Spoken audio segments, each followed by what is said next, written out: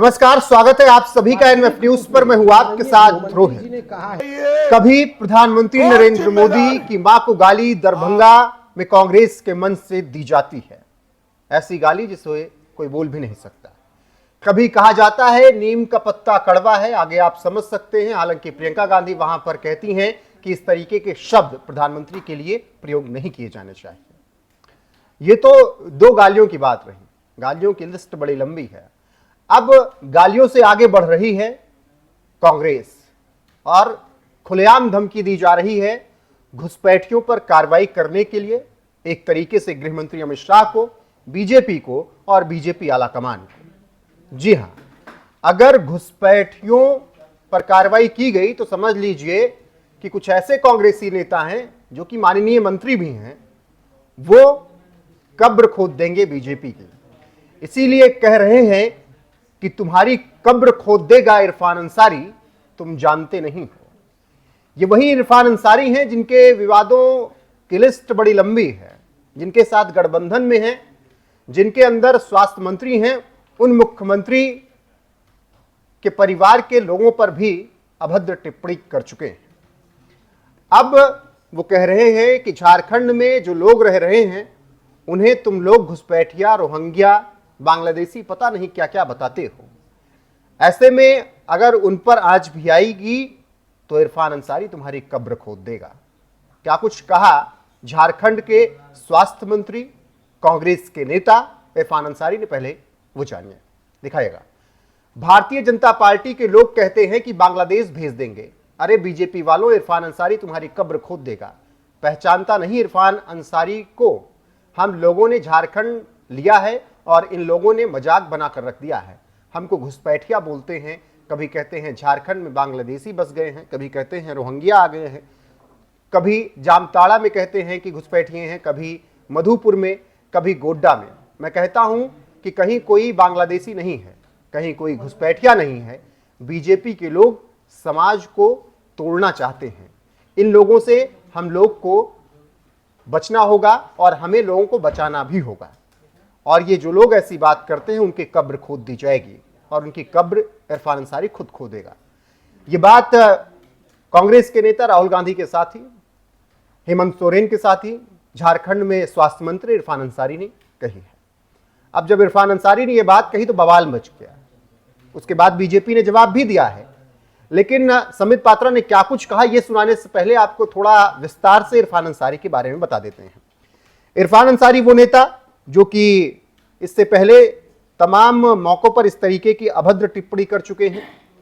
कभी उन्होंने किसी को रिजेक्टेड कुछ और बातें कह दी लड़की के हिसाब से उन्होंने, और ये बात उन्होंने हेमंत सोरेन के परिवार के लिए कही, हेमंत सोरेन परिवार की एक महिला के लिए कही। कभी प्रधानमंत्री नरेंद्र मोदी की मां पर टिप्पणी की, अभद्र टिप्पणी की। हजारीबाग हिंसा पर कभी वो ये बोल गए कि जो बताया नहीं जा सकता है। ऐसी तमाम बातें इरफान अंसारी कहते रहे और तमाम तरीके के ज्ञान भी पहले से देते रहे। अब ऐसे में जब उन्होंने कहा है कि तुम्हारी कब्र खोद देगा इरफान अंसारी अगर घुसपैठियों का जिक्र किया, तो उसके बाद बीजेपी हमलावर है। बीजेपी की तरफ से मोर्चा संभाला है ओडिशा से आने वाले सांसद प्रवक्ता समित पात्रा ने। क्या कुछ कहा है इरफान अंसारी के इस बयान पर, खुद ही सुन लीजिए। वास्तविक रूप में जो माननीय गृह मंत्री जी ने कहा है कि घुसपैठिया बचाओ आंदोलन यह विपक्ष कर रहा है, यह जो राहुल गांधी जी की एक यात्रा निकली है घुसपैठिया बचाओ यात्रा, उस यात्रा में स्वाभाविक रूप से भारतीय जनता पार्टी के कार्यकर्ताओं ने और समग्र देशवासियों ने ये माना है कि घुसपैठियों से देश को बचाना है। 15 अगस्त में प्रधानमंत्री श्री नरेंद्र मोदी ने भी कहा है, मोदी जी ने भी स्पष्ट रूप से कहा है कि देश में किसी भी कीमत पे घुसपैठियों से देश को बचाना है, ये देश की सुरक्षा का विषय है। मगर आप देखिए किस प्रकार की किलबिलाहट है ऑपोजिशन में। इरफान अंसारी जो कि झारखंड के वरिष्ठ मंत्री हैं, 2 बार के मंत्री हैं, इरफान अंसारी कहते हैं जो घुसपैठियों की बात करेगा, जो बांग्लादेशी कहेगा, उस भारतीय जनता पार्टी की कब्र हम झारखंड में खोद देंगे। सोचिए, देश को जो बचाने की कोशिश करेगा, देश की जो सुरक्षा की बात करेगा, देश में दूसरे घुस ना आए, देश के संसाधनों पर देश के ही नागरिकों का पहला अधिकार है, जो ये कहेगा उसको कब्र में दफना दिया जाएगा। और महिमा मंडन उनका होगा जो कहेंगे बांग्लादेशियों का देश के संसाधनों पर पहला अधिकार है, उनका वो महिमा मंडन करेगी। तो बीजेपी अब इरफान अंसारी के बयान पर माइलेज हासिल करना चाहती है। इरफान अंसारी अभी एक हफ्ते पहले भी कुछ ऐसी ही बात करते हुए नजर आए थे। जब दरभंगा में प्रधानमंत्री नरेंद्र मोदी की मां पर टिप्पणी की गई तो उसके बाद बीजेपी के कार्यकर्ताओं ने कांग्रेस के ऑफिस के बाहर पटना में प्रदर्शन किया और खबर आई कि तोड़फोड़ भी हुई, दोनों पार्टियों के कार्यकर्ताओं के बीच झड़प भी हुई। उस दौरान इरफान अंसारी ने कहा था कि मैं बीजेपी के हर एक कार्यकर्ता को और उनके हर एक कार्यालय को सबक सिखाऊंगा और उनके देश भर के कार्यालयों को खंडहर बना दूंगा। उस वक्त भी खूब बवाल मचा था। तो एक तरीके से जिस तरीके की भाषा का प्रयोग कर रहे हैं इरफान अंसारी, उसमें अराजकता आपको साफ नजर आ रही है। बाकी उन्होंने जिस तरीके से यह बयान दिया, अब कांग्रेस के लिए भारी पड़ रहा है। राहुल गांधी एक तरफ वोटर अधिकार यात्रा निकालकर लोगों के बीच में पहुंच बनाने की कोशिश कर रहे हैं, कांग्रेस को एक बार फिर से जीवंत करने का प्रयास लोकसभा 2024 के बाद वो कर रहे हैं। लेकिन उनके ऐसे तमाम नेता हैं जो कि राहुल गांधी का ही एक तरीके से टांग खींचकर उन्हें पीछे करने की कोशिश करते हैं। राहुल थोड़ा सा माइलेज हासिल करने की कोशिश करते हैं तो ऐसे नेता बयान देकर राहुल को ही सवालों के घेरे में खड़ा कर देते हैं। अब जवाब कांग्रेस आला कमान को निश्चित तौर पर इन सब मुद्दों पर देना पड़ता है, फिर दिल्ली में प्रेस कॉन्फ्रेंस करनी पड़ती है। और ये जो प्रदेश के नेता हैं, ये कांग्रेस के लिए एक तरीके से परेशानी खड़ी कर देते हैं। बाकी केवल इरफान अंसारी की बात नहीं है, अभी बीजेपी को धमकी देने में ममता बनर्जी की भी पार्टी शामिल हुई है और वो भी इसी मुद्दे पर, घुसपैठियों को लेकर। और उन्होंने तो कहा है कि बीजेपी नेताओं, बीजेपी विधायकों के मुंह पर तेजाब फेंक दूंगा। जी हां, ममता बनर्जी की पार्टी के एक नेता हैं अब्दुल रहीम, उन्होंने यह धमकी दी है, जिसके बाद बीजेपी ने कहा है बंगाल में तालिबान का राज चल रहा है। सुनिए क्या कुछ कहा है अब्दुल रहीम ने, जो कि टीएमसी के नेता हैं और बीजेपी नेताओं पर वो तेजाब फेंकने की धमकी दे रहे हैं।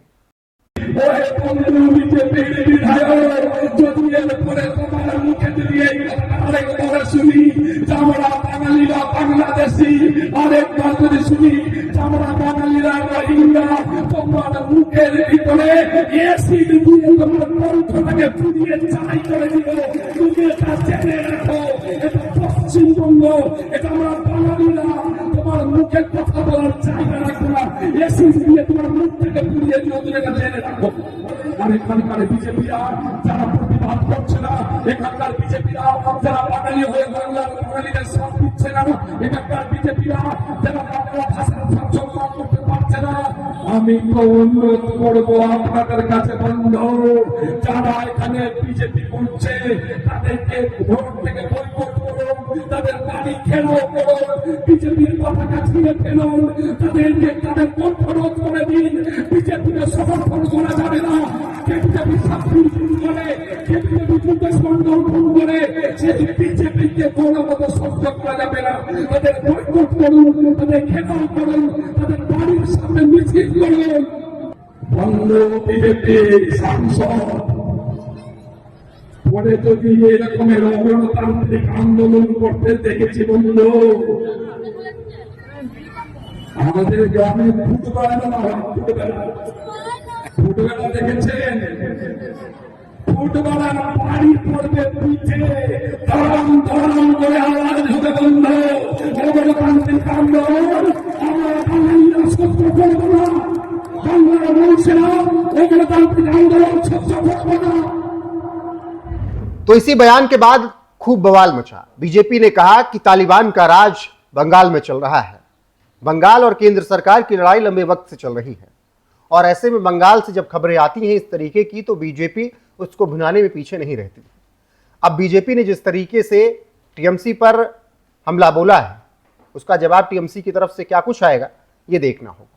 लेकिन जब इस बयान को लेकर खूब इस तरीके की टिप्पणियां बीजेपी की तरफ से की गई तो फिर अब्दुल रहीम सामने है और उन्होंने माफ़ी मांग ली है, क्योंकि विवाद जिस तरीके से हो रहा है उसका खामियाजा टीएमसी को आने वाले चुनाव में भुगतना पड़ सकता है।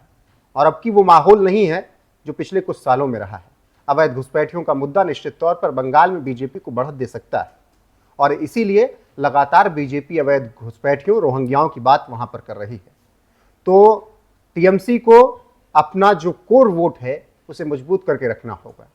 इसीलिए अब्दुल रहीम ने इस मामले में जब बवाल मचा तो माफी मांग ली। माफी मांगते हुए उन्होंने क्या कुछ कहा वो सुनिए। कल जो बोलने का था वो बोल दिया है मंच पर।